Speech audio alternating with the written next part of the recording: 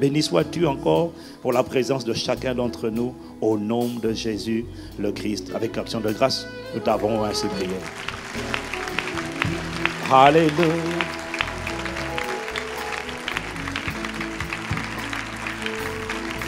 Alléluia. Bienvenue à Impact Centre Chrétien. Comme on dit en anglais, it's good to be back. C'est bon d'être de retour à la maison. Et donc, nous allons passer à l'essentiel sans plus tarder. Il n'est plus à présenter, c'est un doyen, c'est un père. Vous n'avez pas le droit de l'appeler Doc, parce que moi je l'appelle Doc, mais pas vous. Vous dites Pasteur Karambéry. Vous pouvez dire Docteur Honoris Causa, mais ça fait trop long. DH comment? Docteur Honoris, enfin, DHC, non c'est trop long. C'est un honneur, c'est un plaisir pour nous encore de l'avoir ici. Et votre présence ici prouve combien nous le considérons, nous l'aimons, nous le respectons et nous bénissons Dieu pour sa vie. Je considère toujours qu'il est l'un des généraux que Dieu nous a donnés dans la francophonie. Nous ne sommes pas démunis et avec lui, toi et moi, je t'assure, il y a quelque chose de bon qui sortira de la francophonie. Pouvez-vous m'aider à acclamer le Seigneur pour son serviteur, le pasteur Mamadou Philippe Karambéry. Merci.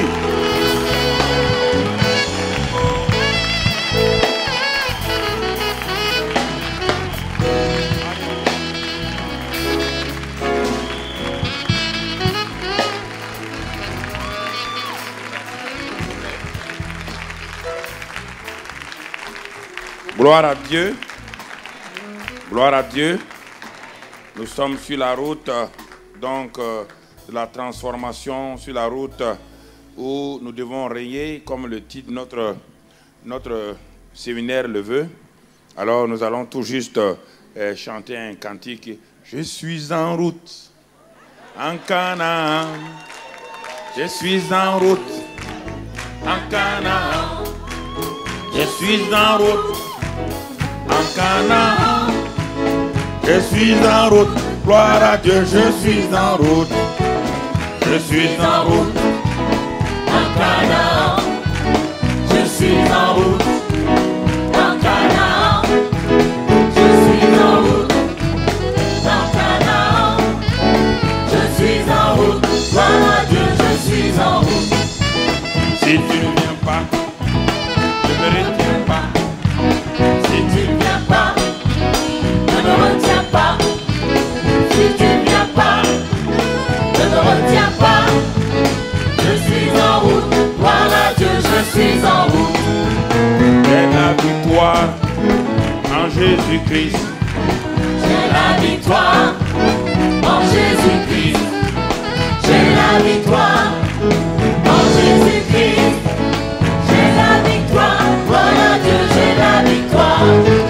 Elle est pour toi, aussi mon frère. Elle est pour toi, aussi ma soeur. Elle est pour toi, mon ami. Elle est pour toi, par la croix de Golgotha. Nous sommes vainqueurs en Jésus-Christ. Nous sommes vainqueurs en Jésus-Christ. Nous sommes vainqueurs en Jésus-Christ. Nous sommes vainqueurs, voilà Dieu, nous sommes vainqueurs. Nous sommes vainqueurs en Jésus-Christ. Nous sommes vainqueurs en Jésus-Christ. Nous sommes vainqueurs en Jésus-Christ.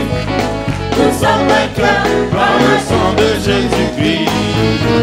Je suis fort, fort, oui, plus que vainqueur par le sang de Jésus. Je suis fort, fort, oui, plus que vainqueur par le sang de Jésus, mon sauveur. Tu es fort, fort, oui, plus que vainqueur par le sang de Jésus. Tu es fort, fort, oui, plus que vainqueur par le sang de Jésus, mon sauveur. Satan ne peut jamais me conquérir. Non, non, non, Satan ne peut jamais me conquérir. Satan ne peut jamais me conquérir. Quand je suis mon Dieu par la foi, quand quand je suis mon Dieu par la foi. 1, 2, oh, Satan ne peut jamais me conquérir. Non, non, non, Satan ne peut jamais me conquérir. non, non, non, Satan ne peut jamais me conquérir. Quand je suis mon Dieu par la foi. Quand je suis mon Dieu par la foi. Oh, je suis fort, fort, oh oui, plus que vainqueur par le sang de Jésus.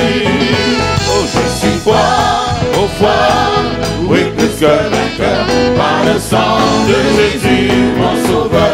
Tu es fort, oh fort, oui, plus que vainqueur par le sang de Jésus. Tu es fort, oh fort, oui, plus que vainqueur par le sang de Jésus, mon sauveur. Oh, Judas en avant et la bataille est gagnée. Judas en avant et la bataille est gagnée. Louange à Jésus et louange l'Éternel. Judas en avant Judas. Judas en avant et la bataille est gagnée. Judas en avant et la bataille est gagnée. Louange à Jésus et gloire à l'Éternel. Judas en avant. Power, oh Lord. Power, oh Lord. Power, oh Lord. Power, power, power, oh Lord. Power, oh Lord. Power, oh Lord. Hallelujah. Power, oh Lord. Hallelujah. Power, oh Lord. Power, power, power, oh Lord. Power, oh Lord. Power, oh Lord. Hallelujah. Power, oh Lord. Maranatha. Power, oh Lord. Power, power, power, oh Lord. Et je vois la gloire de Jésus. Gloire à l'Éternel. Gloire au nom de Jésus. Et je vois la gloire de Jésus. Gloire à l'Éternel. Amen. Quand je regarde ta vie, je vois la gloire de Jésus. Quand je regarde ta vie, je vois la gloire de Jésus. Quand je regarde à Paris, Je vois la gloire de Jésus. quand je regarde Brazzaville, Je vois la gloire de Jésus. quand je regarde Kinshasa, Je vois la gloire de Jésus. quand je regarde Lomé, Je vois la gloire de Jésus. et je vois la gloire de Jésus. Gloire à l'Éternel, gloire au nom de Jésus. Et je vois la gloire de Jésus. Gloire à l'Éternel. Et je vois la chute de Satan. Gloire à l'Éternel. Gloire à l'Éternel. Et je vois la chute de Satan. Gloire à l'Éternel. Quand je regarde nos vies, je vois Satan. Quand je regarde vos vies, Je vois la gloire de Jésus. quand je vois nos vies, Je vois la gloire de Jésus. quand je regarde nos vies, Je vois la gloire de Jésus. et je vois. La gloire de Jésus. Amen. Gloire à Dieu. Alléluia. Amen. Nous bénissons le roi des rois ce matin. Excellent Père de grâce. Il n'y a point de Dieu semblable à toi. Nous sommes là dans ta présence. Nous nous tenons dans cette précieuse présence parce que là où tu es, Seigneur, il fait bon d'y demeurer. Et c'est pourquoi ton peuple est là pour ce premier jour du séminaire. Et nous te disons gloire, honneur et puissance soit à toi au nom de Jésus. Amen. Asseyez-vous dans sa présence, s'il vous plaît. Notre séminaire cette année, comment régner dès maintenant dans cette vie. Nous rendons grâce à Dieu pour Impact Centre Chrétien qui ose traiter des sujets qui sont un peu tabous dans le monde chrétien, comme si la victoire était une chose qu'on obtient au ciel. Au ciel, personne ne va régner. Papa, bon Dieu, le seul il règne là-bas. Si tu vas au ciel, tu risques d'être cordonnier. Prends garde à ça. Aucun homme ne règne au ciel. Papa, bon Dieu, a créé le ciel pour régner. Il a créé la terre pour que nous régnons. En attendant qu'il détruise l'ancienne terre et fasse des nouveaux cieux et une nouvelle terre, pour le moment, la nouvelle création que nous sommes doit apprendre à régner sur cette terre-là. C'est ce que nous allons aborder toute cette semaine par la grâce de Dieu. Et pour ce premier soir, nous allons faire une synthèse tout juste pour nous permettre nous-mêmes de nous situer par rapport au grand thème que nous allons aborder ces 5 soirées. Alors, ce soir, nous allons commencer la vie des pensées de la nouvelle création. Vous savez, bien aimés frères et sœurs, dans 2 Corinthiens 5, 17, quand nous regardons ce passage dans 2 Corinthiens 5, 17, nous connaissons les versets bibliques, mais nous ne laissons pas souvent le Saint-Esprit nous en imprégner profondément. 2 Corinthiens 5, 17 nous dit, « Si quelqu'un est en Christ, il est. » C'est ça qui est important d'abord. Avant de continuer une nouvelle création, d'abord ce qui est important, si quelqu'un est en Christ, il est. Il est, et la suite, une nouvelle créature. C'est une déclaration, c'est un fait, ce n'est pas une promesse. Je vais démarrer là pour que nous allions tout doucement. Parce que le règne n'est pas pour tous les hommes. De même qu'au début de la création, Dieu avait suscité, il avait créé un homme appelé Adam. Et il avait donné à cet homme-là d'exercer le règne de Dieu sur la terre avec tous les verbes que nous connaissons.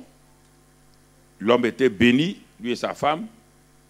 Ensuite, Dieu les a rendus féconds pour leur permettre de se multiplier, de remplir la terre, c'est-à-dire d'occuper la terre, et ensuite d'exercer leur domination pour en faire un assujettissement total. Adam, malheureusement, n'a pas pu régner. N'oubliez pas cela. Adam n'a pas pu régner, et alors quelqu'un d'autre a régné à la place d'Adam, quelqu'un a usurpé le règne d'Adam. Et quand ce quelqu'un a usurpé le règne d'Adam, légalement, il n'était plus permis à Dieu de venir exercer son règne sur la terre parce que Dieu avait créé l'homme et il avait délégué son autorité pour qu'il règne comme un représentant légal de Dieu sur la terre. N'oubliez pas, Dieu est très légaliste, mais le légalisme de Dieu n'est pas en rapport avec la loi qu'il va donner à Moïse. C'est-à-dire qu'il exerce des choses selon son caractère. Pour revenir sur la terre, Dieu avait déjà prévu un plan, il doit retourner sur la terre. S'il ne retourne pas sur la terre, et s'il ne retourne pas de la bonne manière, Satan va lui dire clairement qu'il est un usurpateur comme lui. Bien-aimés frères, la Bible dit dans le livre de Romains que Dieu veut nous justifier, mais pour le faire, il doit être d'abord juste lui-même. Dieu ne peut pas venir outrepasser l'acte que Adam a posé et puis imposer un nouveau règne sans avoir au préalable réglé le problème qu'Adam a créé à l'humanité. Donc, Dieu devait d'abord résoudre ce problème-là afin que l'ennemi et le monde entier puissent accepter que Dieu puisse régner encore par l'homme. Et pour le faire, Dieu va prendre la forme d'un homme. C'est ça l'incarnation. Dieu sera habillé par la chair humaine. Comme le premier Adam, il va venir et il va marcher sur la terre des hommes, comme le premier Adam, sous le nom de Jésus-Christ. Et il va obéir. Il va accomplir parfaitement ce pourquoi Dieu voulait que l'homme règne. Et l'homme, le premier Adam étant mort, quand on parle de mort, on ne parle pas de mort physique d'abord. Il est mort spirituellement, il est séparé totalement de Dieu. Donc, Dieu ne peut plus passer par ce premier Adam-là. Il ne peut pas l'améliorer, il ne peut pas le transformer, il ne peut pas le changer. C'est pourquoi d'ailleurs, quand Adam est tombé, il a reçu la nature de Satan. C'est ça que les chrétiens ne veulent pas. La mort est la nature satanique. Maintenant, Dieu dit, empêchons Adam qu'il étende sa main, parce qu'Adam n'était pas éternel. Il ne connaissait pas encore la vie Zoé. Il n'avait pas la vie Zoé. Dieu dit, empêchons-le d'étendre sa main pour prendre le fruit de l'arbre de la vie, de manger et de vivre éternellement comme un être étrange. Un être qui est mort et qui en même temps a une vie éternelle.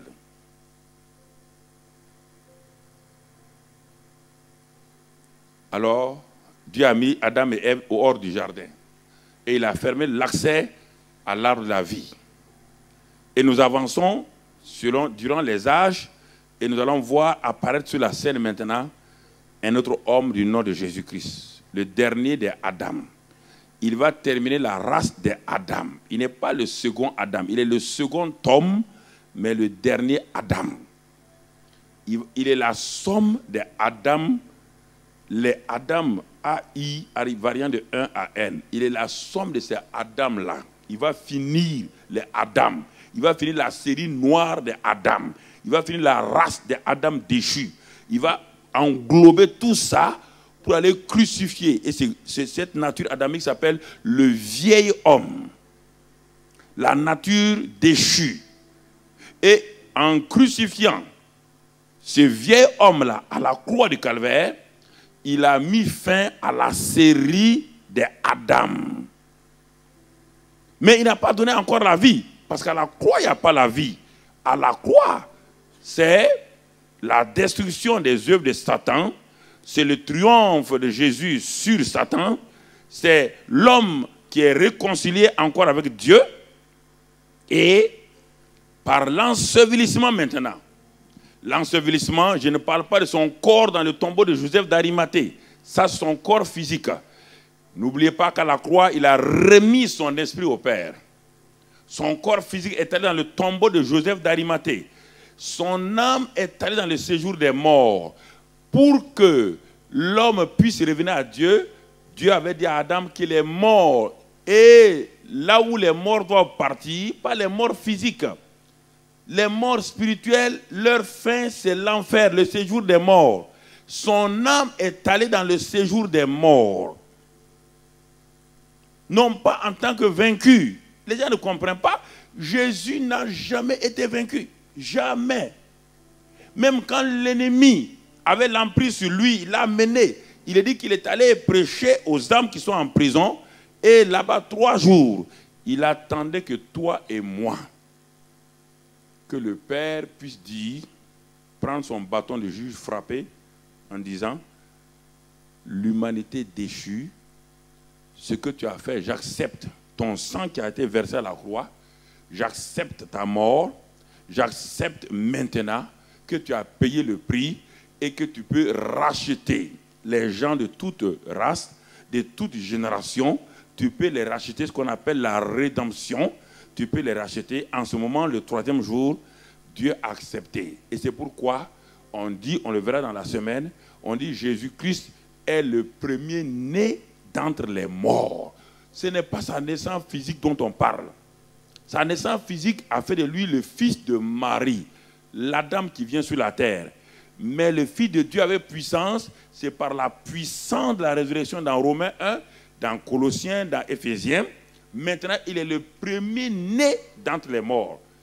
On n'utilise pas ce mot-là pour Lazare. Lazare n'est pas né d'entre les morts. Lazare est revenu à la vie physique. Il n'a jamais été mort spirituellement. Donc, tous les enfants, la veuve de Naïl, tous ces ressuscités qu'on parle dans la Bible, ils n'ont jamais goûté à la mort spirituelle. Mais Jésus est allé, il est allé dans la mort spirituelle. Et maintenant, il est né. Il est le premier-né d'une nouvelle création. Il est la tête de la nouvelle création. Il est la prémisse de la nouvelle création qui sort maintenant du tombeau et il sort du séjour des morts. Il sort du séjour des morts avec la clé de la mort et du séjour des morts. Donc il a dit à Satan, avant de partir, tu me donnes la clé de la mort et du séjour des morts. Il sort avec victoire de ce séjour-là et il dit maintenant, c'est pourquoi il dit, quiconque croit en moi à la vie éternelle, il ne peut plus mourir. On ne dit pas qu'il ne mourra pas physiquement. Il ne peut plus. La nouvelle création, la mort spirituelle n'a plus le pouvoir sur lui. La nouvelle création est une nouvelle espèce d'être qui n'a jamais été connue, que personne n'a jamais connu, parce que c'est un être spirituel qui garde son manteau physique, mais c'est un être spirituel que le monde découvre, que Satan découvre. Et quand Satan a découvert la nouvelle création qui est maintenant identifiée à Christ, qui a l'image de Christ, Satan, qu'est-ce qu'il va faire? Il sait qu'il n'a aucun pouvoir sur la nouvelle création. Mais qu'est-ce qu'il va faire? Il ne peut pas le détruire. Il va empêcher la nouvelle création d'entrer dans son héritage, de vivre la victoire. Il va l'empêcher régulièrement de célébrer, de prendre possession contrôlée. Et c'est ça le combat des milliards et des milliards de chrétiens dans le monde, et ils ne s'en sortent pas. Et à cause de ça, ils ont inventé le combat spirituel contre les démons, ils ont inventé la démonologie, ils ont inventé toute la trimologie, ils ont inventé toutes sortes de choses. Ça ne marche pas, ça ne fonctionne pas.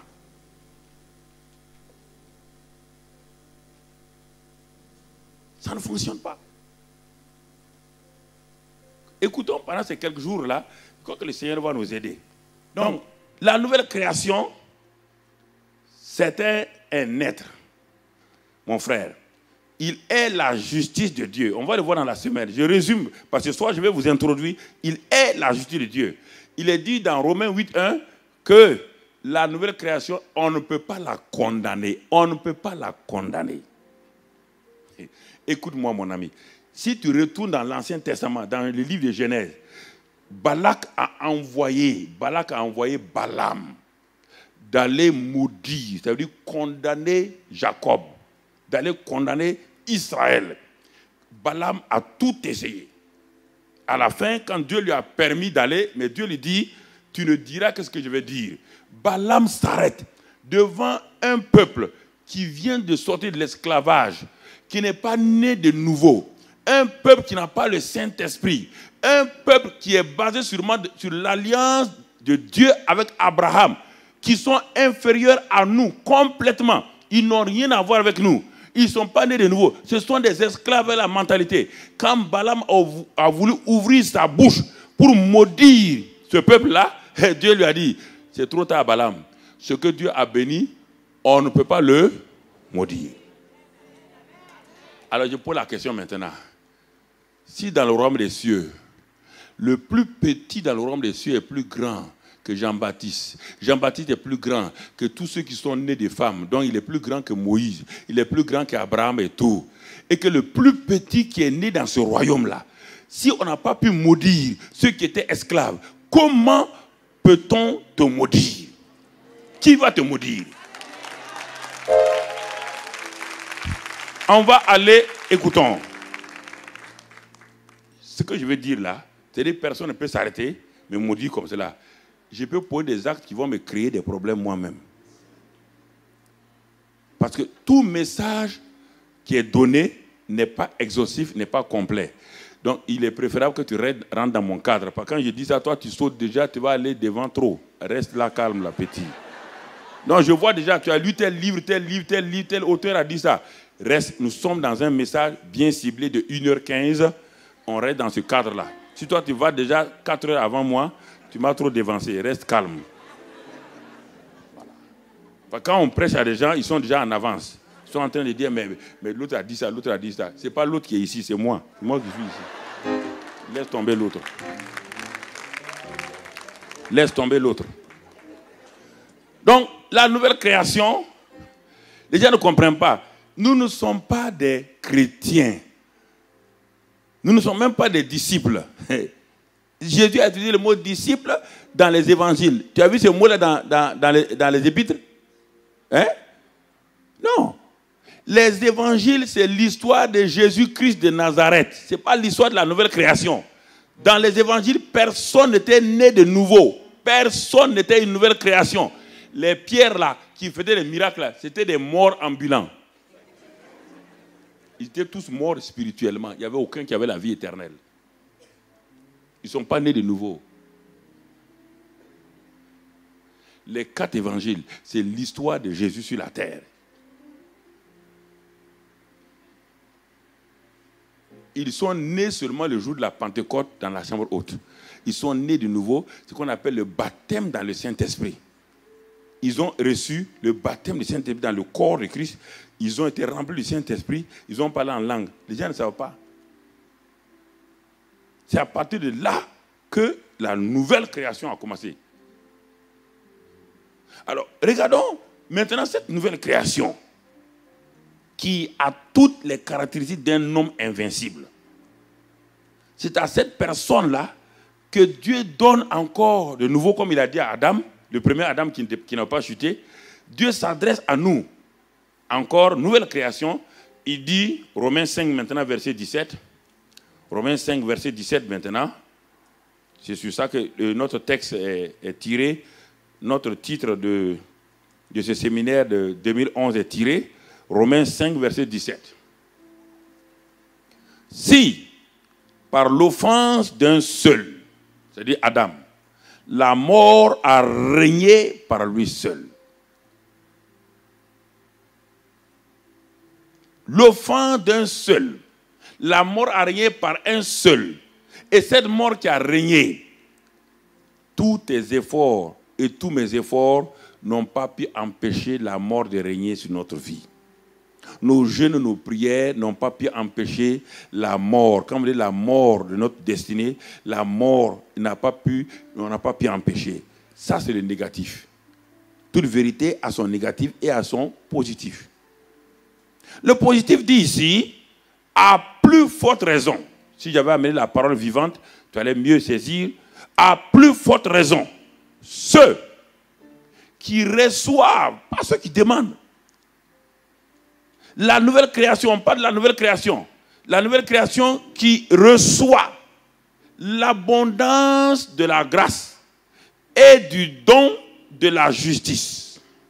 Il dit, si la nouvelle création accepte l'abondance de la grâce, qui a 2 éléments, la grâce, qui est une faveur imméritée, 1, et qui est une capacité divine, 2.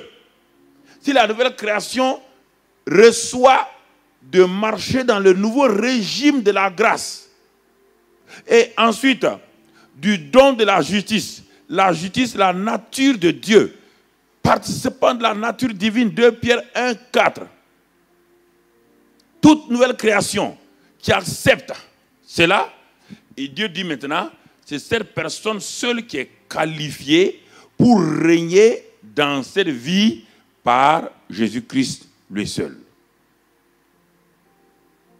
Alors, mon cher frère, ma chère sœur, pourquoi tu ne règnes pas dans la vie?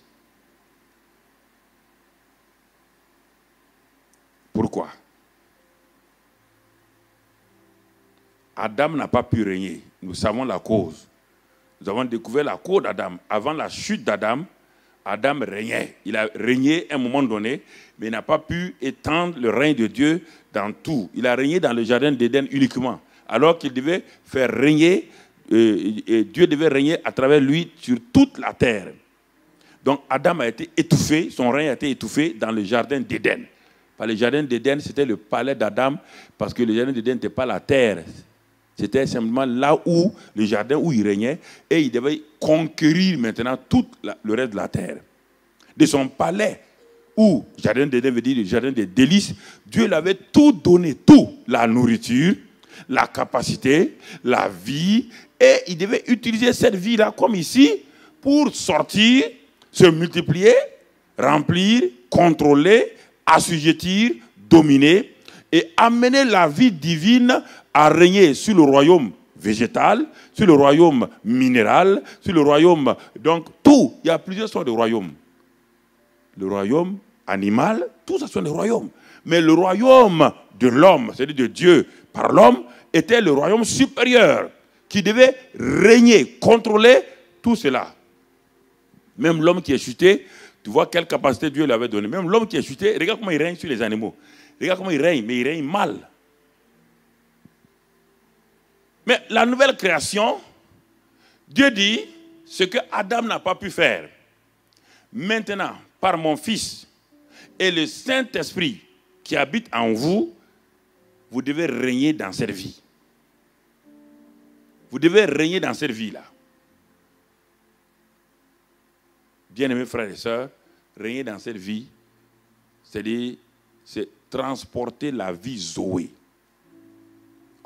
C'est transporter la vie Zoé pour affecter toutes les instances, toutes les situations familiales, situations professionnelles. Tout ce qui, dans la vie pratique, ce qu'on appelle la vie pratique, t'empêche d'être vraiment dans la paix, dans la joie, et t'empêche de vivre correctement. Alors, quand nous regardons cela, nous posons la question maintenant.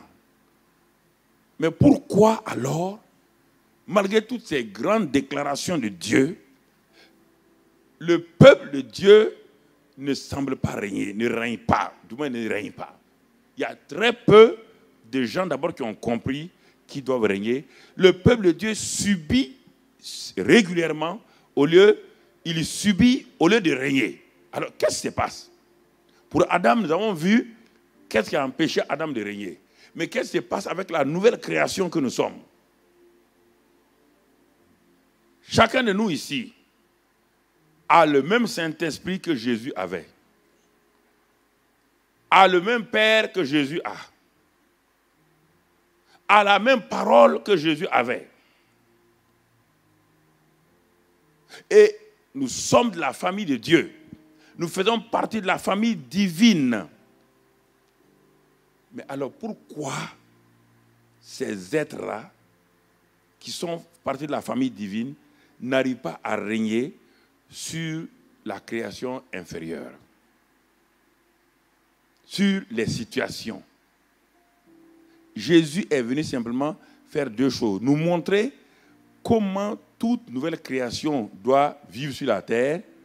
Et ensuite, il a pris nos péchés pour nous faire accéder au genre de vie qu'il a vécu lui-même. Voilà ce qu'il est venu faire. Il n'en a pas besoin.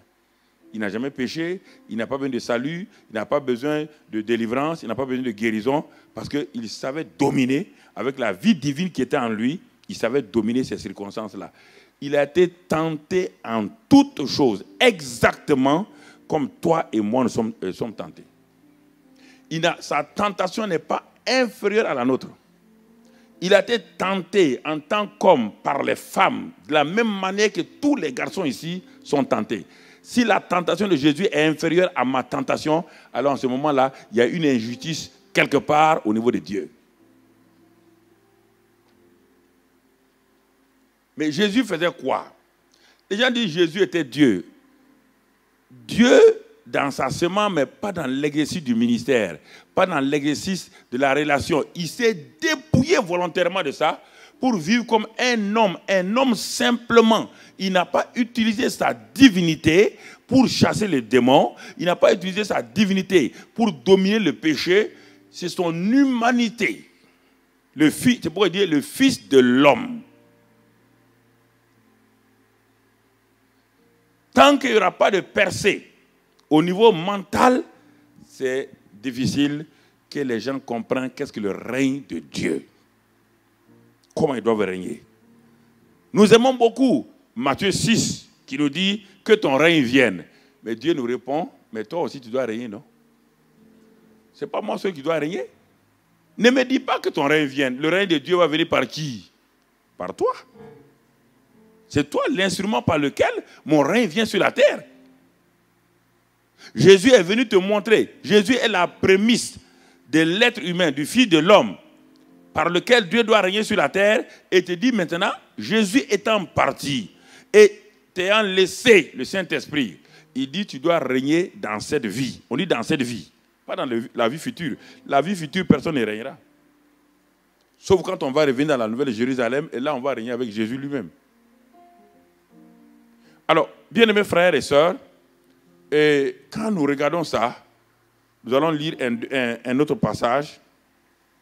Peut-être il vaut mieux qu'il le mette directement. C'est dans le livre des Proverbes 23, verset 7. Et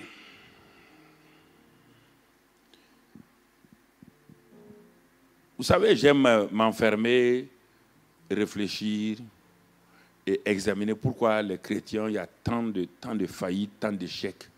Pourquoi les gens les bien intentionnés, les chrétiens, ils ont de bonnes intentions, ils sont consacrés, mais pourquoi ça ne va pas? Pourquoi dans leur vie, il n'y a pas de percée, il n'y a pas de victoire? C'est-à-dire que je ne comprends pas. Ils jeûnent, ils prient. Mais chaque fois, je m'enferme pour savoir qu'est-ce que...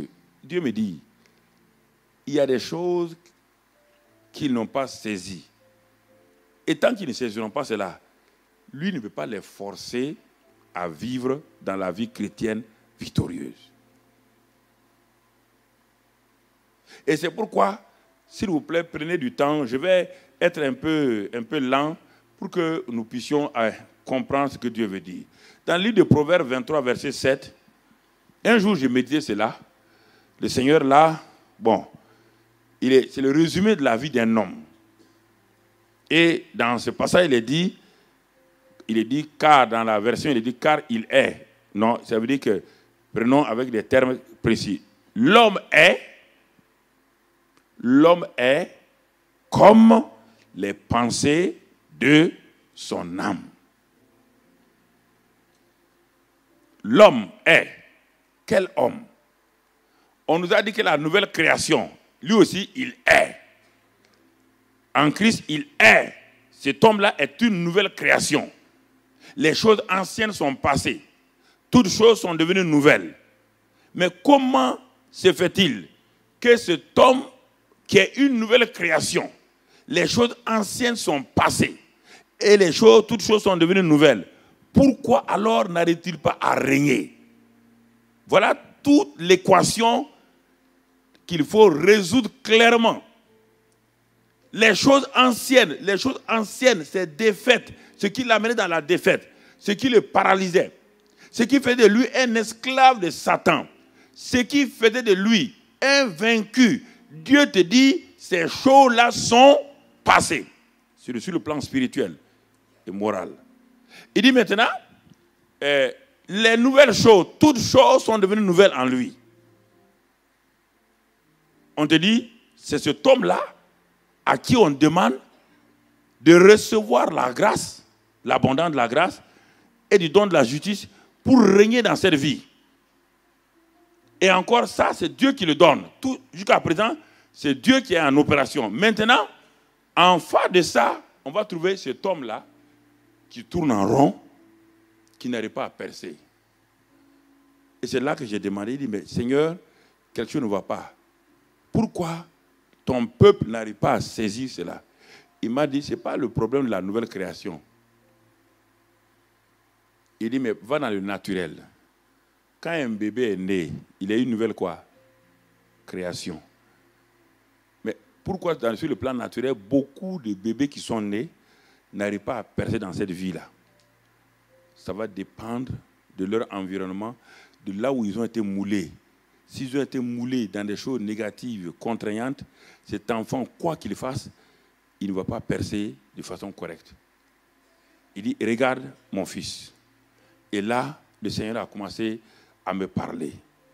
Il dit, l'homme est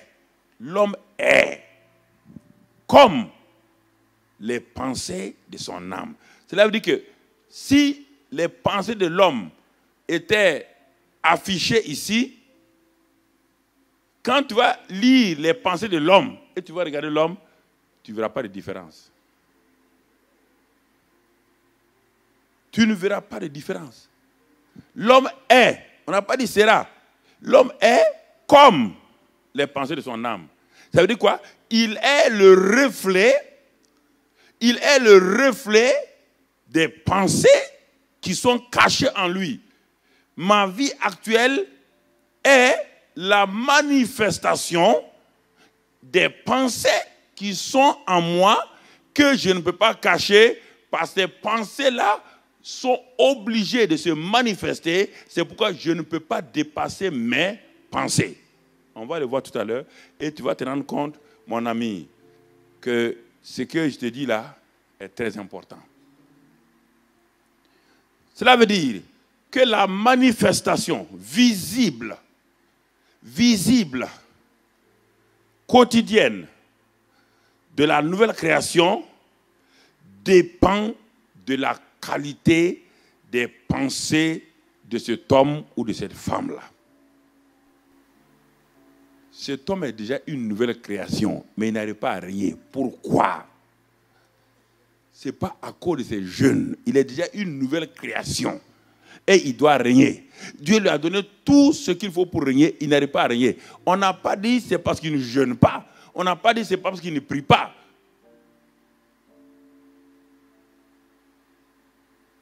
Il est comme les pensées. C'est-à-dire qu'il est comme le reflet. Il est le reflet de ses propres pensées. Ou encore, j'ai noté, il est le résultat de toutes les pensées qu'il a accumulées hier. Cela veut dire quoi? Simplement que votre vie d'aujourd'hui n'est que la résultante de vos pensées d'hier. On va aller doucement, vous allez comprendre. Votre vie d'aujourd'hui, mon cher frère, votre vie d'aujourd'hui n'est que la résultante de vos pensées d'hier. Quand je dis hier là, c'est de ce que vous vivez régulièrement, quotidiennement. Vous ne pouvez pas. Les pensées sont le plafond de votre promotion. Vous ne pouvez pas aller au-delà de vos pensées. Vos pensées sont le plafond. Si vous voulez progresser, il faut que vous poussiez le plafond. C'est-à-dire que si vous prenez un bâtiment à 5 étages, ceux qui sont au rez-de-chaussée, ils ont un plafond. Mais le plafond de ces rez-de-chaussée est quoi pour le premier étage? Est le plancher du premier étage, oui ou non? Si vous voulez avancer, chaque fois que vos pensées vont vous amener, elles vont arriver à un niveau de plafond. Mais si vous voulez aller plus, il faut que vous appreniez à repousser. Et pour le repousser, frère, ce sont vos pensées qui vont permettre, ce sont vos pensées alignées sur les pensées de Dieu qui permettent à la nouvelle création d'avancer. Ce n'est pas la prière ni le jeûne. La prière et le jeûne accompagnent. Mais l'élément fondamental, ce sont vos pensées. On va aller doucement. Ce sont vos pensées. Tu dois comprendre cela. Vos pensées influencent profondément vos paroles, vos attitudes et vos actions. Il n'y a personne ici qui agit sans d'abord pensé. personne ne peut parler sans avoir pensé. Parce que les paroles sont l'expression de vos pensées. Et c'est pourquoi les scientifiques ont dit que chaque être humain a 50 000 pensées en moyenne par jour. Je vais aller lentement encore pour que nous comprenions. Écoute-moi, mon frère. Tu dis que cela n'est pas vrai, peut-être. Tes pensées, les pensées que tu as, représentent quoi pour toi? Tes pensées sont toujours des conversations les plus secrètes que tu as avec toi-même. Tu causes le plus, la personne avec qui tu causes le plus, c'est toi-même. Ce sont tes pensées. C'est quand tu veux rencontrer quelqu'un, quand tu as fini de penser, de travailler toutes tes pensées, tu rassembles maintenant le résumé de tes pensées et tu pars pour rencontrer ce frère-là. Mais en ce temps, tes pensées, tu as causé avec tes pensées dans ton lit, dans ton fauteuil, dans ta voiture, ou sur ta moto, ou à pied. Tu ne peux pas arriver comme ça, parce que vous devez faire une affaire. Tu ne peux pas arriver comme ça, puis dire au frère là, bon, on va faire ça. Non, non, mais il va dire, mais quoi? C'est que déjà, tu as conversé avec toi-même. Et le meilleur moyen pour converser avec soi-même, c'est à travers les pensées. Et si tes pensées sont négatives en permanence, tu fais quoi? Tu es en train de préparer des paroles, des attitudes et des actes qui seront mauvais. Et ces attitudes vont se transformer en quoi? En habitude. Et quand ça devient des habitudes, c'est fini pour toi. Ta personnalité est forgée. Tu as beau venir à l'église, on va beau parler, ça rentre là, ça sort là. C'est pourquoi les gens sortent de l'église. À 5 mètres de l'église, ils font le contraire de tout ce que le pasteur a dit.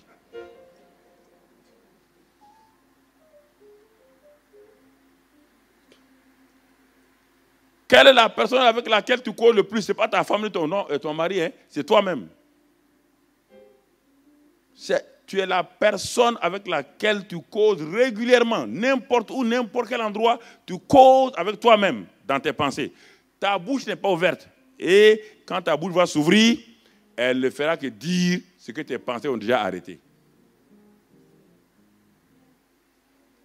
Si ta bouche contredit tes pensées, on t'appelle hypocrite.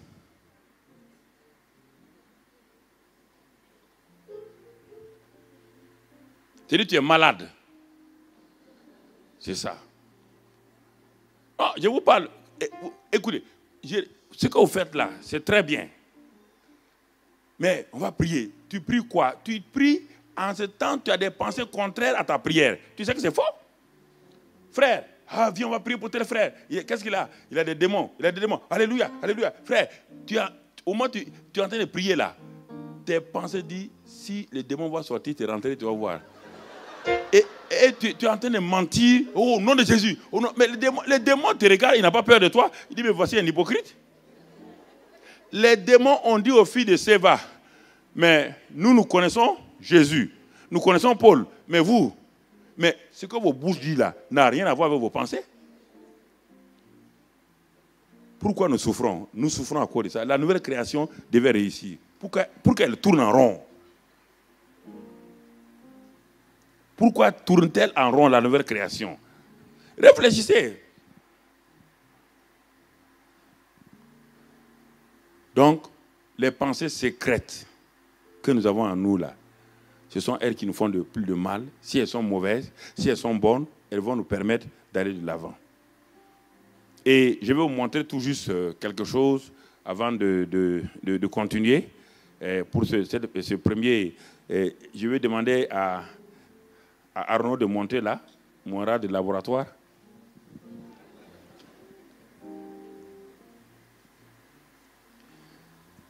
Et pour que nous puissions comprendre. Frère, je veux être assez pratique et simple avec chacun d'entre nous. Donc, vous voyez, ça c'est, premièrement, l'ancienne création. Tout le monde est né avec, excuse-moi, porte toi-même, ce n'est pas moi qui porte ça sur toi. Chacun est né avec sa nature. Voilà. Voilà. Chacun est né avec cette nature-là. C'est la nature héritée de l'ennemi. Donc péché, maladie, malédiction, pauvreté, etc. J'ai résumé à ça. Tous les hommes, qu'ils soient intellectuels, qu'ils soient blancs, noirs, tout le monde. Partout on le regarde, c'est ça seulement. Partout, c'est ça. Devant, derrière, c'est ça. Et quand il est né avec ça, au début, quand il est né avec ça, ses pensées ne sont pas atteintes d'abord. Vous comprenez? Mais au fur et à mesure qu'il grandit dans sa maison, si son papa et sa maman sont négatifs, ils vont commencer à lui donner quoi? À l'influencer négativement. Et tout doucement, les parents, l'école, la société vont lui porter quoi? Ça, c'est la société maintenant. Ce n'est pas lui qui porte, c'est la société qui le fait porter. Donc, je reprends la société. Il est né avec ça lui-même naturellement, mais maintenant, la société lui fait porter ça. Donc, vous voyez là. Donc, ses pensées et son cœur commencent à travailler en harmonie. Tout ce que vous lui dites, il l'analyse avec tout juste ça. Il met cette machine-là en marche. Et les neurochirurgiens, ils ont trouvé ces dernières années que les pensées d'un homme passent à travers son cerveau et les pensées de l'homme envoient en quelque sorte des réactions chimiques, électriques dans le cerveau. Et ça agit maintenant sur les cellules, ça agit sur son organisme. Et c'est ça qui fait que beaucoup de gens sont malades et on cherche les causes. Il n'y a pas de virus, il n'y a rien. Beaucoup de gens sont malades à cause de leurs pensées qu'ils entretiennent. On va le voir tout à l'heure là. Quand on va arriver, pourquoi les chrétiens sont si malades? On prie, on impose les mains, on appuie, on tourne leur tête. Rien. Non, je ne comprends pas. La Bible dit ils imposeront les mains aux malades, les malades vont être guéris. Toi, on t'impose les mains, on tourne la tête. Rien. Tu as tout le temps les mêmes maladies, les mêmes maux de ventre, 5 ans. C'est là. Parce que dès que quelqu'un veut imposer les mains, tu le regardes. Est-ce que lui, il peut me guérir? Donc, il perd au moins, il est en train de faire comme ça, là. Tu l'as déjà paralysé. Ça ne marche pas. C'est ça le vrai problème. Donc, vous voyez, cet homme-là, le voilà. Ça, c'est l'homme qui est déchu. Mais par la grâce de Dieu, il entend l'évangile un jour. Il entend le message de la bonne nouvelle, le message du royaume. Et quand il entend ce message-là, quelque chose va se passer. Cet homme va recevoir une vie nouvelle. Et cette vie nouvelle qu'il va recevoir, je voudrais un micro qui peut s'étendre comme une croix. Un pied qui peut s'étendre comme une... Là. Celui-là, ok. Voilà. Dépose le micro. Et qu'est-ce qui va se passer? Ce qu'on appelle la substitution. Voilà, mets ça là. Le Seigneur, par sa grâce, va prendre toutes ces iniquités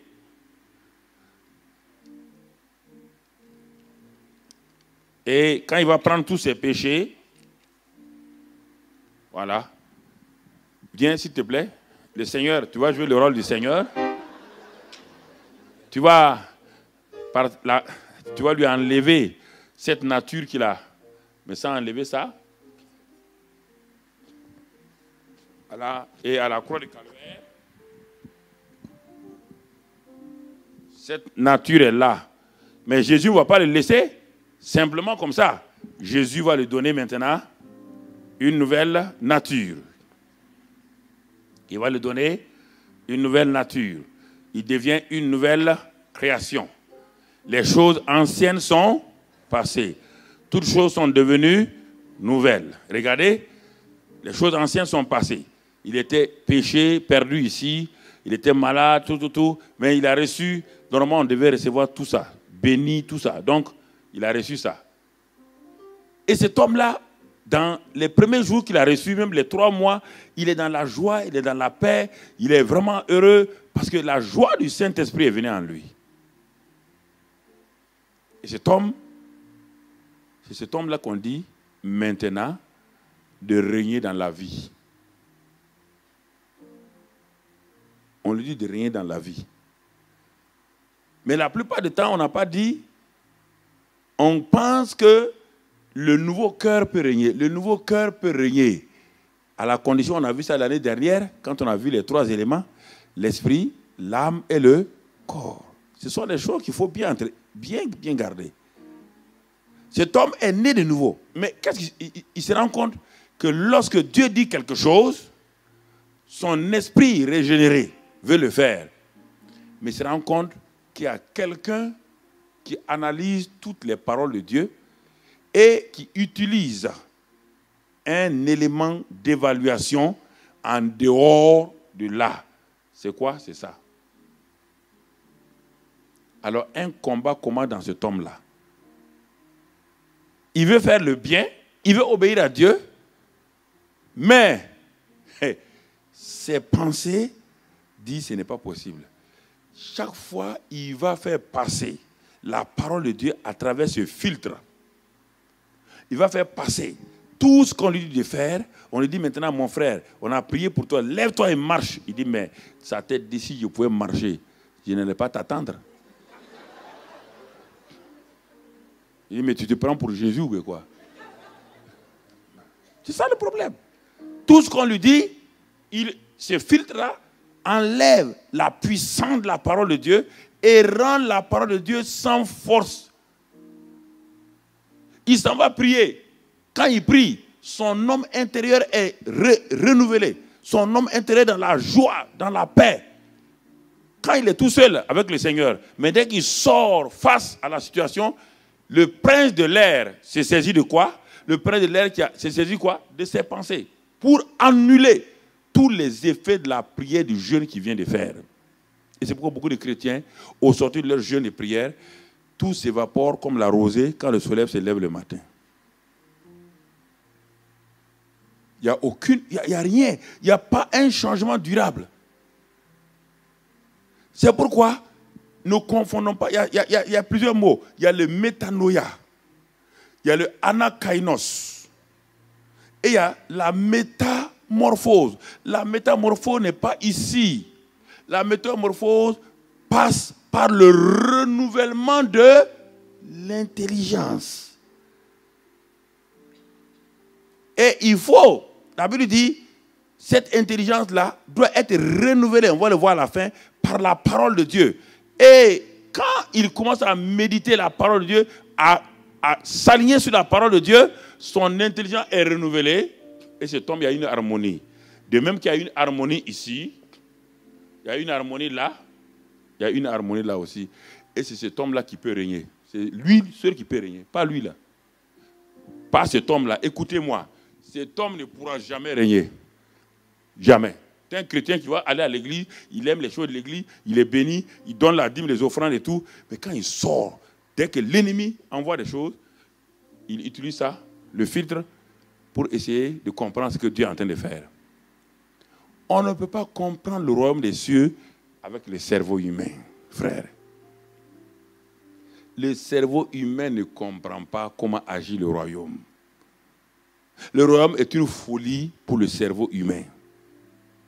Le royaume, les critères du royaume, ce n'est jamais logique pour le cerveau humain. Le rationnel, jamais. Donc, c'est ça. Il faut déposer ça. Et maintenant, chaque jour qu'il se soumet à la parole de Dieu, il pratique la parole de Dieu. C'est la pratique, hein? Il pratique, il confesse, il obéit, il marche dans cette parole-là. Une puissance se manifeste, son intelligence est renouvelée. En ce moment, l'homme nouveau qui est là, la nouvelle création qui est là, maintenant a un partenaire extraordinaire, puissant, les pensées renouvelées. Quand Dieu dit quelque chose, il s'aligne automatiquement, l'homme nouveau et son intelligence s'aligne sur la parole de Dieu. Cet homme-là peut régner. quoi que ce soit que Dieu lui dise, il va régner. C'est pourquoi dans les évangiles, vous voyez la chute et les scandales des pierres et des autres. Mais vous les voyez maintenant, dans le Nouveau Testament, vous les voyez, ce sont des gens qui ont totalement changé. Ici, c'est la création, ici, c'est la métamorphose. Les deux mots sont différents. On ne peut pas métamorphoser celui-ci-là. Lui, on le tue. On le met à mort. Là, le vieil homme est crucifié, il est mort. On ne peut pas mêler le vieil homme. La seule chose, et un jour, on prêchait, un jeune prédicateur un peu ignorant prêchait, quand il parlait du mot changement, il utilisait le mot changement. Au lieu de mettre le mot création nouvelle, il mettait qu'on peut changer, on peut faire. Et il y a un vieux qui était assis, il dit, mais jeune homme là, il faut le dire, il ne connaît pas. Hein. Il dit, mais il a dit de noyer le vieil homme. Il dit, moi, mon vieil homme sait nager. On voit qu'il est un nouveau pasteur là. Il ne connaît pas encore la vie. Il dit, mon vieil homme là, je l'ai noyé. Quand je suis revenu, je l'ai trouvé, il était vivant. On ne peut pas noyer le vieil homme. On ne peut pas l'améliorer. On peut pas, il n'est pas sauvage. On ne peut pas le civiliser. Vous entendez? Le vieil homme, on le tue. On le tue. Il est crucifié. Dieu l'a tué. C'est ça la croix. La croix l'a mis à mort. Si tu es ici, c'est que tu es déjà mort. Et le corps du péché a été rendu impuissant parce que celui qui est mort est libre du péché. Cet homme-là est libre du péché. Cet homme-là, il est libre du péché, tant sur le plan naturel que sur le plan spirituel. S'il est mort physiquement, tu as beau aller lui donner la boisson alcoolique qu'il aimait. On va fermer la marque pour qu'on ne voit pas la marque. Donc, c'est ça, parce que c'est pour faire la publicité gratuite. OK. Il aimait cette boisson-là. Chaque jour, il va dans le café du coin, il prend son verre et tout. Mais s'il est mort physiquement, tu as beau lui amener ce verre-là, est-ce qu'il peut boire? Ça, c'est sur le plan naturel. Alors, si le plan naturel, un mort naturel, ne peut pas boire, ne peut pas manger les choses qu'il aimait, comment un mort spirituel peut faire le péché auquel il n'est plus soumis? Il est mort au péché. Mais il faut comprendre ça.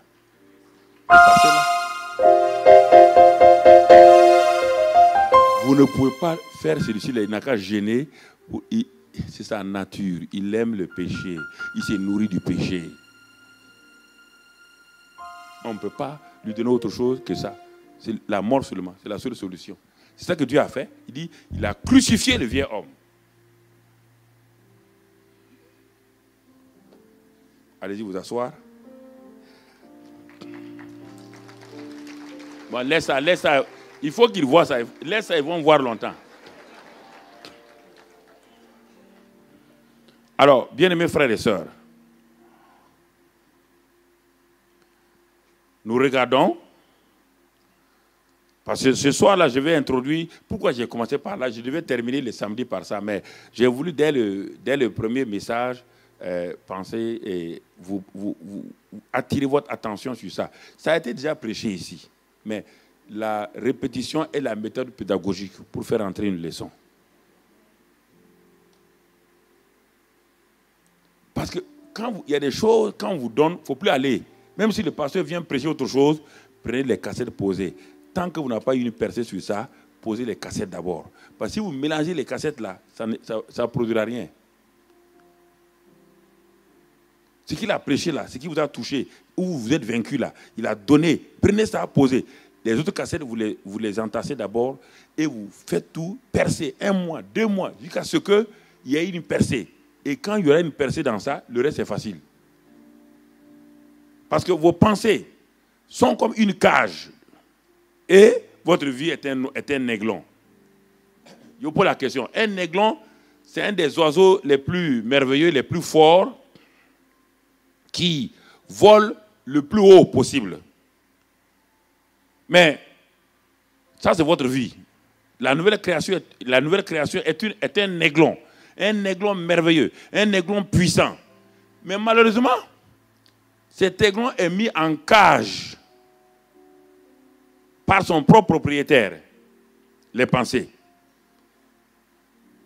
Et il y a une expérience que les scientifiques ont fait pour montrer que lorsqu'on change, même les animaux, on peut les maîtriser, les rendre esclaves lorsqu'on arrive à toucher leurs habitudes, leur manière de réfléchir. Je ne sais pas comment ils réfléchissent. Je ne suis pas un aiglon, donc je ne sais pas. Mais c'est pour te dire, qu'est-ce qu'ils ont fait? Ils ont mis une cage de 4 mètres sur 4. Ils ont pris un aiglon qui volait déjà, qui allait loin. Ils l'ont pris et ils l'ont simplement mis dans cette cage-là. Ils l'ont mis pendant des mois. L'aiglon qui est habitué à voler déploie ses 2 ailes pour monter, mais chaque fois qu'il arrive à 4 mètres, il frappe le plafond et il retombe. Et ça a duré des mois. Et ceux qui font l'expérience ont dit, on va libérer l'aiglon. Ils l'ont libéré et ils sont venus, ceux qui font l'expérience, ils sont venus, ils ont pris l'aiglon. Là, devant tout le monde, ils l'ont jeté. Quand ils ont jeté l'aiglon, quand il a déployé ses ailes, il est arrivé à 4 mètres, qu'est-ce qu'il a fait? Il est retombé. Pourquoi? Parce qu'il a été programmé. Il a été déprogrammé. Maintenant, il a un nouveau programme. Et il a fallu encore au moins 1 mois pour le lancer, pour que ce qui était en lui, là, commence à répartir et qu'il sache qu'il peut voler au-delà. La plupart des chrétiens sont comme son aiglon, là. Ils sont nés de nouveau. S'ils meurent, ils vont au paradis. Il n'y a aucun problème. Rien. Ils ne sont pas condamnés. Mais ils n'arrivent pas à voler. Voler pour l'aiglon, c'est rien. L'aiglon règne comment? Comment un aiglon peut régner? C'est quand il vole là-haut, et puis il descend, il vient prendre un objet, et puis il monte. C'est ça le règne d'un aiglon. Le règne d'un homme, c'est quoi? C'est dans sa vie personnelle, sur le péché, dans sa vie, des relations avec sa famille. Il n'arrive pas à régner là-bas. Comment voulez-vous qu'il soit heureux? Cet aiglon n'était pas heureux, parce qu'il sait qu'il est fait pour voler. Mais à la fin, il a accepté la défaite. Il a accepté ce qui ne devait pas être accepté. Et à force de lutter, à force de crier, à force de prier, aujourd'hui, honnêtement, toi-même tu sais que ça ne va pas. Tu le sais. Même si tu me souris là, tu sais que ça ne va pas. Tu n'as pas la victoire. C'est-à-dire que tu es frustré. Tu te poses la question, quel jour, quand les gens témoignent, quand quelqu'un vient témoigner, frère, oh, moi j'ai eu la victoire sur le péché. Est-ce qu'il dit la vérité, cet homme-là? Pourquoi? Parce que tu luttes, et ça fait des années. Et lui, il vient d'arriver. Et lui, il dit qu'il a la victoire. Oui, il a la victoire. Bah, toi, tu es tellement, tu as une mentalité de pensée chronique que c'est difficile de démanteler. C'est du béton armé. Lui, encore, c'est du ciment frais. Et il croit tout. Mais toi, tu as tellement moulé tes pensées. Et c'est ça qui fait que tu es esclave de tes propres pensées. Ce n'est pas le monde. Tu n'es pas esclave du monde. Tu es esclave de tes propres pensées. Pour Dieu, tu es mort au monde. Tu es mort au péché. Tu es mort à tout. Mais tu es esclave de tes propres pensées. Tu es esclave de tes propres pensées. Ta pensée te limite. La pensée étroite d'un homme limite ses réalisations. La pensée étroite d'un homme limite ses actions, limite tout ce qu'il veut faire dans la vie. Ce sont nos pensées qui nous limitent. Et c'est ça qui limite la nouvelle création. C'est ça qui empêche la nouvelle création d'aller de l'avant. Mais Dieu a-t-il prévu une solution pour ça? Oui, Dieu a prévu une solution. Même là encore, Dieu a prévu une solution. Mais c'est que parfois, nous mettons du temps avant d'aller demander à Dieu quelle est la solution. Parce que nous avons écouté tellement les hommes que nous mettons 10 ans, 15 ans à écouter les hommes avant de revenir. Je crois que souvent, nous avons un livre qu'on appelle la Bible. Et Dieu est un Dieu, un fabricant. Et tout bon fabricant qui fabrique quelque chose, il a le mode d'emploi de la chose qu'il a fabriquée. Dieu a créé l'homme. Il a un mode d'emploi des pensées de l'homme. Il a tout. Où? Dans la Bible, pas chez quelqu'un d'autre. Ce n'est pas le revendeur qui a le mode d'emploi. C'est celui qui a fabriqué qui donne la machine avec le mode d'emploi. Le mode d'emploi est devant toi ici. tu laisses ce que Dieu te dit et tu vas chercher chez les hommes. Tu dis, oui, quand moi, j'ai eu la victoire, j'ai fait 40 jours de jeûne. Mais mon ami, 40 jours de jeûne ne transforme pas quelqu'un. D'ailleurs, les deux jeûnes de 40 jours ont été dictés par Dieu. En dehors de ça, personne n'a fait ça. 3 personnes. Il y a Moïse, il y a Jésus, il y a Élie qui a marché 40 jours. Tout ça, c'est dicté par Dieu. Mais ce n'était pas pour les changer. Ils étaient déjà changés. C'était pour leur parler, être dans la présence de Dieu, pour que Dieu leur dicte les choses qu'ils vont faire. Moïse n'est pas monté pour devenir un homme puissant sur la montagne. Jésus était déjà fils de Dieu et le Père lui avait dit, tu es mon fils bien-aimé en qui j'ai mis toute mon affection. Et c'est pourquoi il est parti attendre 40 jours pour que lui et le Père, et c'est là encore, il dit que Moïse n'a pas mangé 40 jours et 40 nuits. Il n'a pas mangé, il n'a pas bu. Va, ne mange pas, ne bois pas. Va jeûner 40 jours, ne mange pas, ne bois pas. Tu vas nous dévancer.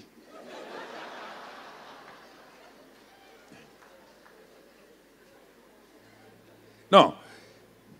Écoutez, je vais être simple avec vous ce soir-là. Dieu nous avertit. Dieu nous avertit. Dieu nous parle, il nous avertit. Allons dans Proverbe 15, rapidement. Proverbe 15, verset 26. Si vous avez vos Bibles, sinon vous regardez sur l'écran. Proverbe 15, 26. Qu'est-ce que Dieu nous dit dans ce passage-là?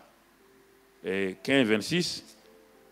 Il dit, les pensées mauvaises sont en horreur à l'Éternel. Mais les paroles agréables sont pures à ses yeux. Comme on est sur les pensées, on va arrêter sur la première partie du verset. Les pensées mauvaises sont en horreur à l'Éternel.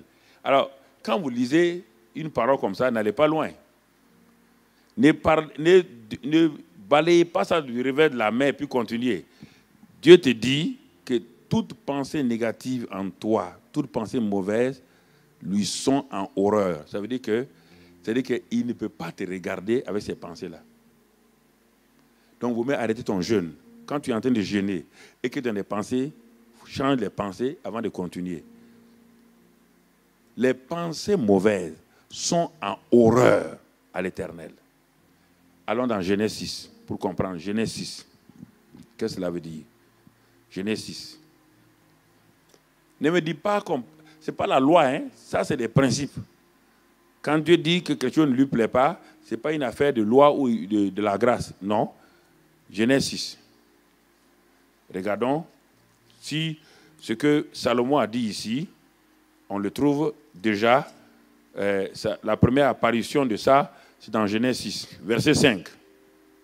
L'Éternel vit que la méchanceté des hommes était grande sur la terre et que toutes les pensées de leur cœur se portaient chaque jour uniquement vers le mal. Donc vous voyez, les pensées de leur cœur étaient des pensées d'horreur. Pourquoi? Ces pensées se portaient chaque jour uniquement vers le mal. Regarde maintenant la réaction. Toute action provoque une réaction. Ce n'est pas Dieu qui le fait. C'est ton action qui provoque la réaction. Regarde, la Bible dit, l'Éternel se repentit d'avoir fait l'homme sur la terre et il fut affligé en son cœur. Bon, le reste du verset, on n'a pas marqué ça, 7. Bon. Et l'Éternel dit, j'exterminerai de la face de la terre l'homme que j'ai créé, etc., etc. Ce n'est pas Dieu qui a envoyé le déluge. Ce sont les pensées mauvaises des hommes qui ont créé leur propre déluge. Et écoute-moi, le déluge de ta vie, familiale ou autre, ne vient pas de Dieu ni du diable. Ça vient de tes pensées. Ce sont tes pensées qui attirent le déluge sur toi. Je peux te montrer de Genèse jusqu'à Apocalypse. Dieu n'a rien à faire. Dieu a présenté un jour un homme à Satan. Il s'appelle Job. Depuis longtemps, Dieu surveille Satan qui est en train de tourner autour d'un homme sur la terre. Il s'appelle Job. Et un jour, la Bible dit, en ce temps, Satan avait le droit d'aller vers le ciel. Maintenant, il n'a plus le droit à cause du sang de Jésus. Il ne peut plus accuser quelqu'un au ciel. Si quelqu'un te dit ça, il est un menteur. Dès que Jésus a amené son sang au ciel, il a purifié toute la rébellion satanique. Il a établi tout. Satan ne peut plus accuser quelqu'un. Il dit l'accusateur des frères est tombé. Il est venu sur la terre, il ne peut plus monter au ciel. Tu dis, j'étais là-bas, j'étais là-bas. Ah ouais. Non, mais c'est ça. Vous ne comprenez pas les choses spirituelles. Les choses spirituelles, on n'a pas besoin que Paul a dit. Paul a dit, moi je suis quoi? Je ne m'appelle pas Paul, je m'appelle Mamadou Karambiri. J'ai la même dimension que Paul. Mais non, pourquoi vous êtes complexé comme ça là? Ou bien, le Saint-Esprit qui est en moi, hein? C'est un Saint-Esprit différentiel? Ou bien on l'a minimisé, on l'a compressé pour le mettre en moi? Vous n'arrivez pas à croire en vous-même. C'est-à-dire que vous croyez qu'il y a le nom de Paul. Il n'y a pas ton nom dans la Bible. On dit, nous sommes le temple de Dieu. Qui? Toi?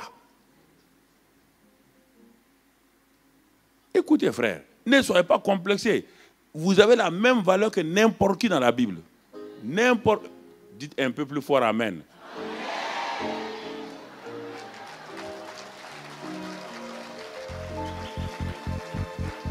Mais pourquoi vous n'arrivez pas à croire en vous-même? Ce sont vos pensées là. Vous voyez déjà? Vous n'arrivez pas à croire. Tu as fait des bêtises hier. C'est ça, hein? Donc Satan, c'est ça. Donc quand il dit de croire à ça, tu dis, c'est ta pensée, la pensée. Ouais. Dieu a créé l'homme. C'est pas Dieu n'a pas créé le déluge. Les pensées, chaque jour, les pensées mauvaises agressent Dieu régulièrement. Les pensées mauvaises agressent Dieu et l'affligent. Ah bon? Les pensées d'un homme, oui. Sur la terre, peuvent atteindre Dieu, oui. Ça, c'est avec Noé. Mais plus tard, avec qui encore? Les pensées de qui et les actes de qui ont affligé Dieu encore? Pour que Dieu descende une seconde fois, c'est qui? Sodome et Gomorrhe. Il a dit à Abraham, j'ai vu. Ouais, toujours. Dieu est patient, il attend. Il dit, mais j'ai vu. Et les cris de Sodome et Gomorrhe là sont montés.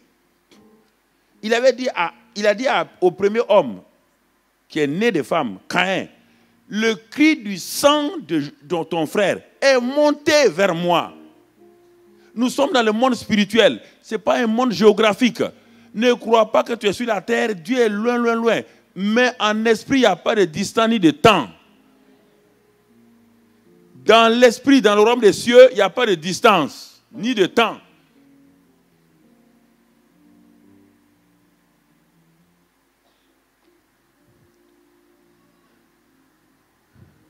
Les enfants de Castanou, ils ne vivent pas dans la même maison. Ou bien Castanou se trouve à Lyon et puis lui, il se trouve à Paris ici. C'est la même chose. Quand on parle au royaume des cieux, on ne parle pas de géographie. Le royaume des cieux, il n'y a pas de distance, il n'y a pas de temps. Dans le royaume des cieux est hors du temps. Il n'y a pas 24 heures, c'est hors du temps. C'est hors des distances. C'est pourquoi tu restes et tu parles tout de suite. Dès que tu as fini, avant que tu finisses de parler, Dieu t'a déjà exaucé. S'il y avait une distance, il fallait 3 jours avant qu'il réponde. Il n'y a pas ça, frère. Il faut enlever cette mentalité-là. Ça n'existait pas. Dans le royaume des cieux, ça n'existait pas. Dans le monde géographique, ça existe, le temps.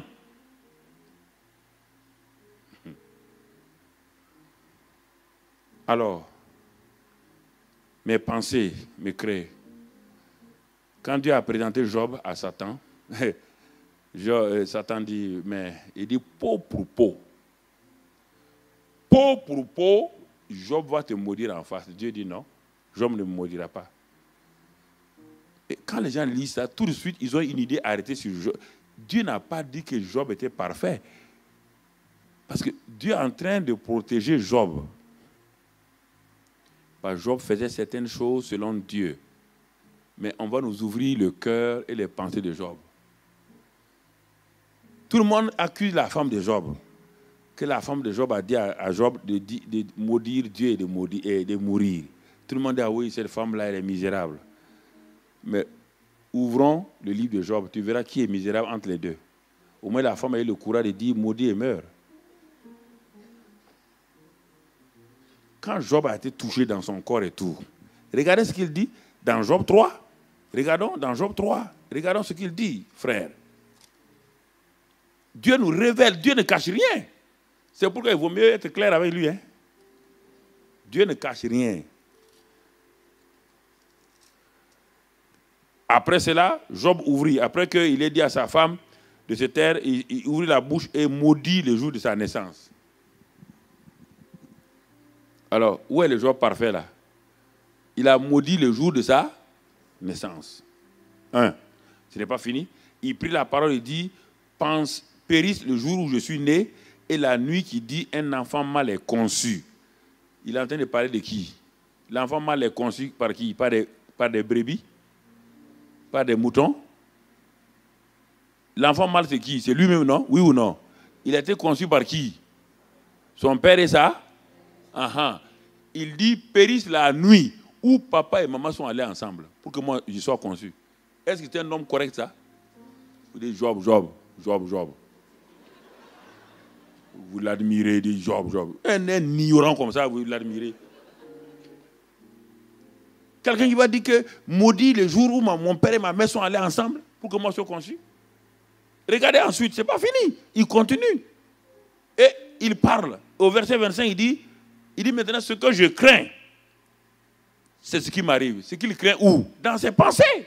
Ce qu'il craignait là, Dieu nous révèle. Ce que je crains, c'est ce qui m'arrive. Ce que je redoute, c'est ce qui m'atteint. Je n'ai ni tranquillité, ni paix, ni repos. Et le trouble s'est emparé de moi. Ce que je crains, c'est ce qui m'arrive. Ce que vos pensées attirent. Vos pensées sont des aimants. Et si c'est un aimant négatif, ça va attirer derrière vous tous les négatifs. Si vous voulez jeûner et prier, ça ne peut pas. Parce que vos pensées là sont des aimants qui attirent, qui vous accompagnent, frères et sœurs. Je voudrais que vous rentrez en vous-même. Ce n'est pas la peine d'aller dire on va faire. Non, n'allez pas. Tes pensées attirent. Les pensées de ces hommes ont attiré le déluge. Les pensées de Job ont attiré tout ce qui lui est arrivé. Tout ce qui lui est arrivé. Réfléchis, mon ami. Regarde ta vie.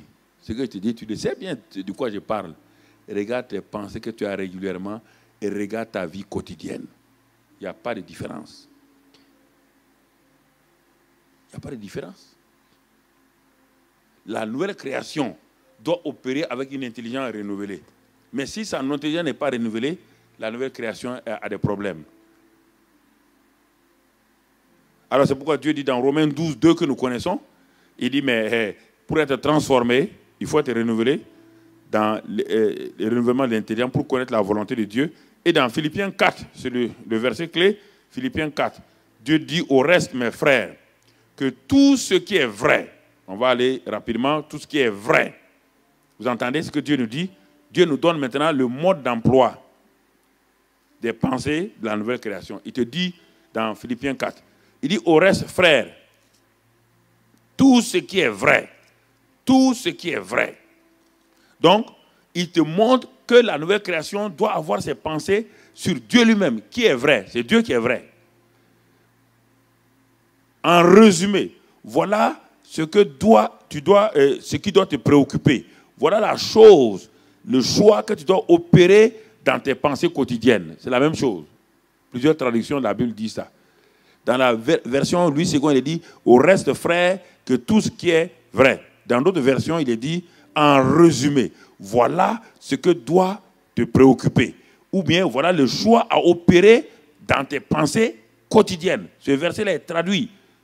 Dieu te dit, si tu veux réussir, tu dois faire un choix. Dieu n'a jamais obligé quelqu'un qui est patapouf, l'obliger à faire du sport. Tu dois décider de faire du sport, mon ami. Tu dois décider de manger la nourriture saine. Tu as ce pouvoir-là, cette capacité est en toi. C'est toi qui dois faire les choix. Tu dois choisir tes pensées. Tu dois choisir. Dieu ni Satan ne peut pas t'imposer des pensées. Tu dois les choisir. Tous les jours, quand tu vas là où on vend des chaussures, qui choisit? C'est pas toi? Qui choisit tes foulards? C'est pas toi? Qui choisit tes boucles d'oreilles? C'est pas toi? Maintenant, pour le choix des pensées, tu veux que Dieu choisisse. Il ne choisira pas. Tu dois choisir. C'est un choix délibéré. C'est un choix et tu dois entretenir ce choix-là, frère. N'essayons pas de culpabiliser Dieu. Il est inculpabilisable. On ne peut pas le culpabiliser. Il ne faut pas dire à Dieu, mais c'est ta faute. Dieu n'a jamais fait de faute. C'est toi qui dois choisir. Tous les jours, tu fais des choix, oui ou non? Ou bien, tu es un robot? Tu ne fais pas de choix. Tous les jours, tu fais des choix. Fais des choix. Dieu te dit ici, mon frère, ce qui est vrai là. Donc, si tu ne choisis pas ce qui est vrai, tu choisis ce qui est faux. Ta vie va te conduire où? Dans le faux. Il ne faut pas être mathématicien pour ça. Et ce n'est pas fini. Ce n'est pas de l'amusement. Jeunes gens, écoutez-moi, ce n'est pas de l'amusement. C'est ce qui fait le drame des chrétiens. Ce qui fait des échecs. Ce qui fait des scandales. On est étonné. Ce qui fait des scandales. Ce qui est honorable. Soit l'objet de tes pensées. Honorable. Ce qui est honorable là. Et ensuite, tout ce qui est juste. Tout ce qui est pur. Tout ce qui est aimable. C'est le caractère de Dieu. Dieu te dit, aie en moi ton caractère. Pense en moi. Quand tu veux faire quelque chose, regarde-moi ce que je dois faire. Quand tu vois le mensonge, ça c'est le caractère de Satan. Tu vois la vérité, ça c'est le caractère de Dieu. Pense à mon caractère, laisse tomber le caractère de Satan. Parce que si tu penses aux pensées de Satan, tu deviendras comme lui. Ce qui est vertueux et digne de louange soit l'objet de vos pensées.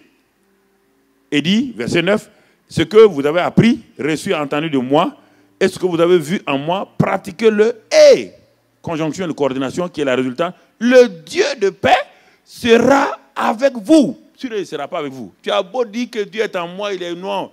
Eh mon frère, tu vas t'arrêter ici. Dieu est capable. Il dit, je ne suis pas capable. Laisse-moi tranquille, je ne suis pas capable. Laisse-moi tranquille. Tu es en train de chanter? Il y a des chrétiens, leur seule victoire, c'est quand on chante la victoire à l'église. La seule victoire de leur vie, c'est ça. La seule victoire de beaucoup de chrétiens, c'est quand ils chantent ici. La seule victoire. Satan dit, laisse-les chanter. Attendez-les à la porte. Attends-les à la porte. Laisse-les chanter. Ils n'ont qu'à faire ce qu'ils veulent. Quand ils s'arrêtent, terrasser, terrasser. Satan, il dit, ok, laisse-les me terrasser ici. Puis que ça lui plaît, il veut se tromper lui-même. Laisse-le me terrasser. Quand il va sortir là, amène son mari qui n'est pas venu à la réunion. Fais asseoir son mari avec des yeux gluants. Quand elle va arriver, terrasse-la net là-bas. Dès que tu arrives à la maison, le mari dit, alors, c'est maintenant qu'on rentre? Voilà, tu es terrassé maintenant.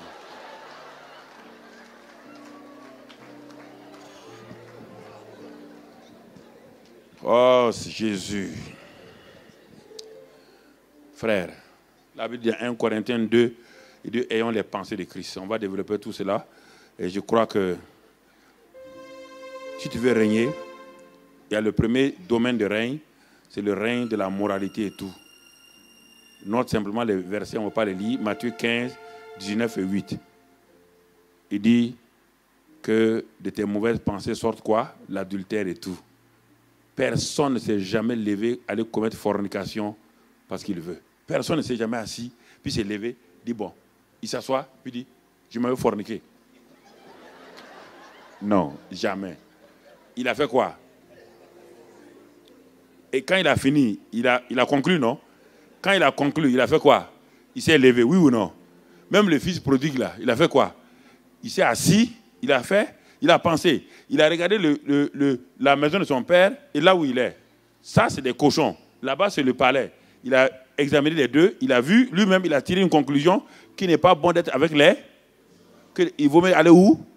Et maintenant, il a fait quoi? Qu'est-ce qu'il a fait? Se lever. C'est la conclusion de ses pensées. Mais il parlait avec qui? Il parlait avec les cochons. Quand il a dit je me lèverai, il parlait à qui? Donc il conversait avec qui? Quand j'ai commencé, tu as dit que tu as voulu penser que je mens. Tu as vu?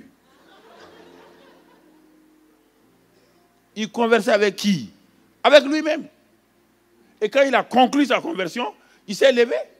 Ce sont vos pensées qui vont vous faire agir. Donc, que ce soit pour la santé, on va le voir demain, après-demain, la santé. Pourquoi tu es malade? Parce que tous les jours, tes pensées sont sur « Ah, ma mère est morte de cette maladie-là, je vais finir comme ça. » Non, tu ne mourras pas comme ta mère. La nouvelle création ne meurt pas comme ça. La nouvelle création ne meurt pas comme un misérable, mon ami. La nouvelle création peut souffrir. Oui, la nouvelle création souffre, mais elle ne peut pas finir misérablement. Au niveau professionnel, c'est la même chose. Au niveau professionnel, c'est la même chose. Combien de chrétiens ont beaucoup de choses au niveau professionnel, mais ne règnent pas? Tout le temps des employés. Tout le temps. Même là encore, ils ne sont pas des employés qui arrivent à réussir. Il y a trop de gens bien instruits, mais il y a peu de gens grands penseurs. Jésus était un grand penseur. Paul était un grand penseur. Tu dois être un grand penseur. L'instruction va te donner une bonne position professionnelle, mais ce n'est pas sûr que tu vas réussir dans ta vie. Ce n'est pas sûr que tu vas réussir. Donc c'est pourquoi aie des pensées. Il y a des pensées lumineuses qui viennent en toi. Sam Walton, celui qui a fait le Walmart dans le monde, tout le monde avait dit à son temps qu'il est impossible qu'une ville de 50 000 habitants puisse faire, faire durer à long terme des magasins à bas prix comme les Walmart. Il s'est assis, Sam Walton, il est un chrétien, il s'est assis, il dit non. Il dit non, lui il va faire des magasins pour... Il dit mais comment ça? Les gens ont dit comment? Il dit mais attendez, je vais les placer dans des carrefours. Si vous avez dit qu'une ville de 50 000 habitants ne peut pas faire vivre un supermarché à bas prix, je vais les mettre dans des carrefours. Qu'est-ce qu'il a fait? Un village de 50 000 ici, un autre village de 50 000, 50 000, 50 000, il a planté au milieu, en pleine brousse. C'est pourquoi la plupart de tout le monde les limite maintenant. On peut mettre des supermarchés en dehors de la ville, dans des carrefours où il y a plusieurs villes et villages. C'est ça qu'il a fait, il a réussi. Le jeune homme qui a fait FedEx, avec tous les avions dans le monde aujourd'hui, il était dans une classe de management, marketing. Et le professeur a dit aujourd'hui, devoir, travaux pratiques. Dites-moi, qu'est-ce que vous voulez faire dans votre futur? Tous les autres ont dit ce qu'on fait tous les jours. Ne faites pas comme tout le monde.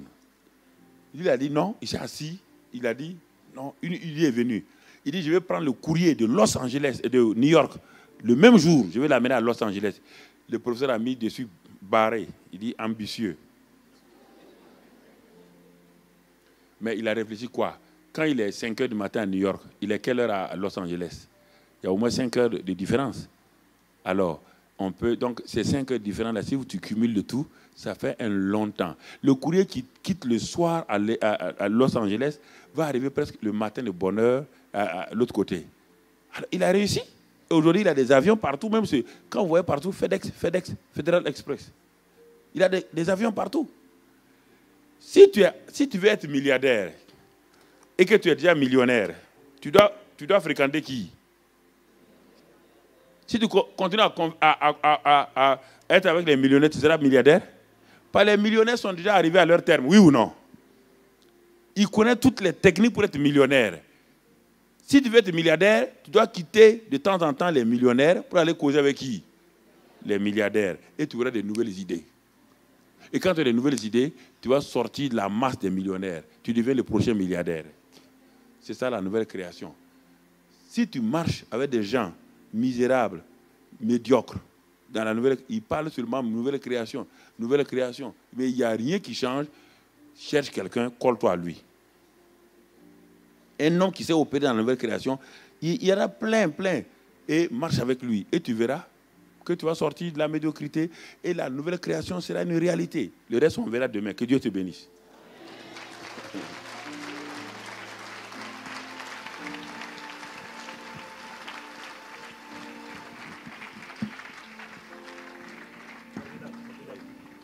Est-ce qu'on peut acclamer le Seigneur en se levant, s'il vous plaît?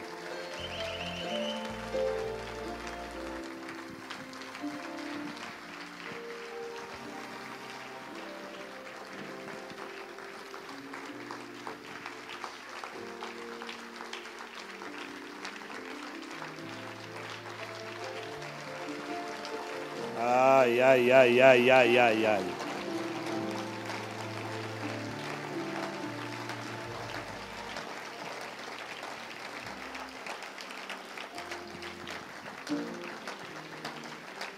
Wow.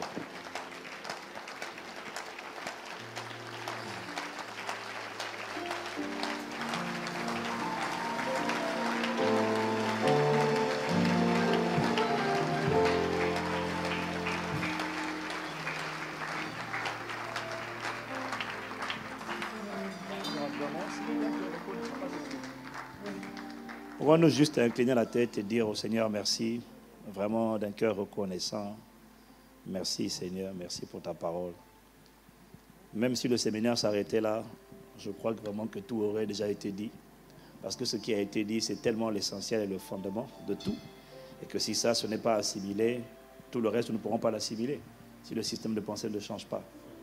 Alors inclinons la tête avant de nous séparer. Et vraiment, et comme je le redis aussi à un personne chrétien, ça fait partie de notre système de pensée.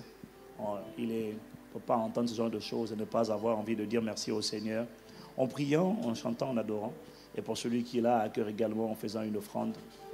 Après toutes les soirées, c'est toujours comme ça que nous faisons. Les placeurs se tiennent à votre disposition, devant et derrière. Si vous voulez, avant de partir, marquer votre gratitude envers Dieu par une offrande d'action de grâce.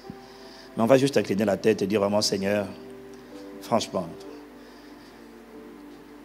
En même temps, quelqu'un pourrait dire comme moi, je le savais déjà, mais vous savez. Vraiment, Seigneur, merci. Mais accorde-nous juste vraiment la grâce de comprendre. La grâce d'accepter. D'accepter le fait que Dieu n'est pas le problème.